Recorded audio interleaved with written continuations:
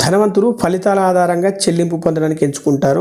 పేద ప్రజలు సమయం ఆధారంగా చెల్లింపును ఎంచుకుంటారు. మంచి స్కూల్కి వెళ్ళండి, మంచి మార్కులు సంపాదించండి, మంచి ఉద్యోగం పొందండి, స్థిరమైన జీతం అందుకోండి, కష్టపడండి, మీరు ఎప్పటికీ సంతోషంగా జీవిస్తారు. ఇవి మీరు తరచుగా వింటున్న మాటలు. పేద ప్రజలు స్థిరమైన జీతం లేదా గంటల ప్రకారం జీతం తీసుకోవడానికి ఇష్టపడతారు. ప్రతి నెల స్థిరంగా డబ్బు వస్తుందనే భద్రత అవసరమని భావిస్తారు. ఈ భద్రత అనే దానికోసం వాళ్ళు సంపదను వదిలిపెట్టుకోవడం అనే మూల్యాన్ని చెల్లిస్తున్నారని గ్రహించలేరు. భద్రత ఆధారంగా జీవించడం అంటే భయం ఆధారంగా జీవించడం.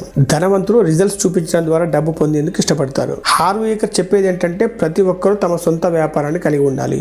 దానికి 2 కారణాలు చెప్తారు. ఒకటి, చాలా మంది మిలియనీర్లు సొంత వ్యాపారం ఉండడం ద్వారా మాత్రమే కోటీశ్వరులు అయ్యారు. 2, మీరు సంపాదించిన దానికి దాదాపు 30% ఇన్కమ్ ట్యాక్స్ కట్టాలి.